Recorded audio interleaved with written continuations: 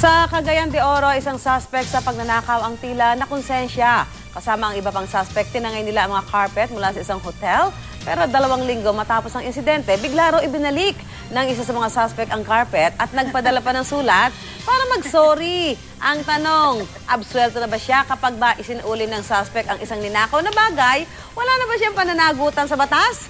Pag-uusapan natin yan kasama si Atty. Gabby Concepcion. Magandang umaga, Atty. At medyo nangingiti ka ngayong umaga. Bakit? Oh, medyo naibang ating balita, di ba? Pero parang, ano kaya? High kaya yung mga yon? Ibang modus operandi pag nanakaw yan. Kakaiba yung na-capture ng CCTV. Pero ito, ninakaw, pero ibinalik. Absuelto na ba ang suspect na nagsauli ng bagay na sinasabing ninakaw? Kumbaga, quits na. Dahil naibalik na yung nawala. Baka merong okasyon sa bahay nila. Oo, kasi maganda nga naman ang carpet sa bahay. Pero sa palagay ko, hindi mo naman para talaga pwede sabihin, quits na lang kasi binalik na, di ba? Kasi kung tutuusin po, sa ilalim po ng batas, tapos na, nagkaroon na yung krimen, di ba?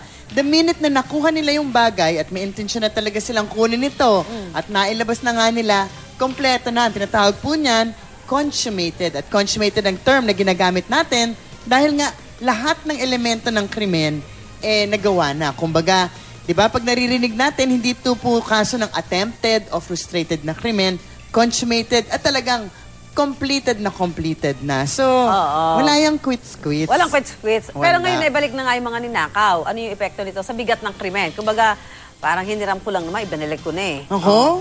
Mihiram nang walang paalam. Naku, gas-gas na yan. Gas-gas na yung linya yan, bumenta na yan.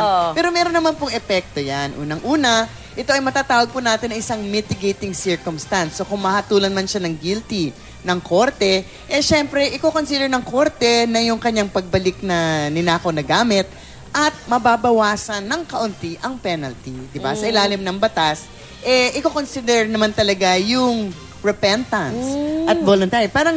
Parang ano lang yan, pag nag-surrender ka, kino-consider din yan ng korte.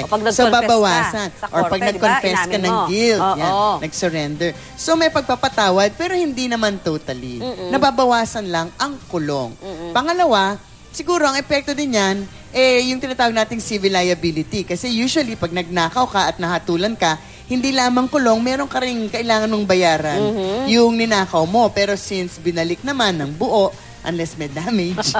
O hindi na magamit. Palitan. Di ba? Kailangan palitan. Pero yon hindi na, mawawala lang yung obligasyon na ibalik or bayaran kasi naibalik naman. Pero may kulong pa rin. May kulong pa rin. Meron pa rin. Para ho sa kaalaman ng lahat, ano ba yung parusa sa pagnanakaw? Depende ba yan sa ninakaw? Naman, kasi ano kung carpet?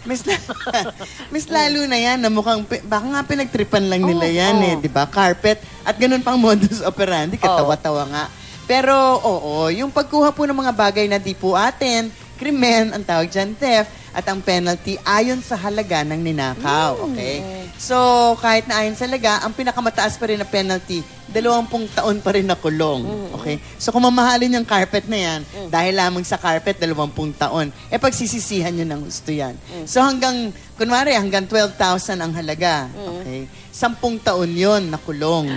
Tapos, one additional kulong for every 10,000 pesos. Okay? So, baka pwedeng umabot nga ng 20 taon.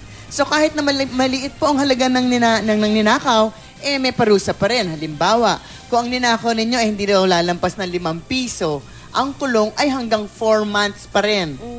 5 piso lang, 4 months. Kaya bago nyo isipin na mandekwat ng bagay na hindi sa inyo, isipin niyo pagsising alipin ang tawag dyan, di ba? Pagsisisihan nyo ng lubos. Of course, ito yung mga dinekwat lang ng simple, okay? Kasi pag gumamit na kayo ng tinatawag nating force upon things, ibig sabihin, dinistrong kanyo yung cabinet. Yung pinto. Hindi yung inusad-usad ng ba, ganyan. Mas malaki ang penalty as in, automatic yan, kahit na ano pa yan, hanggang 20 years ang kulong. Okay? So, by the way, since sinasabi, pati na yung mga bata nakikinig, makinig kayo ng mabuti sa ilalim ng revised penal code natin, talagang pagnanakaw. Sa clown nito, yung hindi nagbabalik ng nawalang gamit ng iba. So, hindi palaging totoo na finders keepers. Kasi, pag nahuli kayo na hindi nyo binabalik, theft pa rin yun. Nako, yung mga nag-uuwi ng mga bedsheets sa mga hotel. At Parang- towel. parang Ganun carpet din, lang pwedeng yan. ganun din yun. Yes. Diba? Kunwari, ay, Yes. nakakalimutan ko, towel pala ng Sasabihin hotel nila, yan. ang mahal sa hotel na to, kala ko kasama sa Oo, bayad. naganda sa towel. Nako, mag-iingat kayo dyan. Nako, maraming salamat po, Attorney Gabby Concepcion. Maraming salamat din. Oo, sa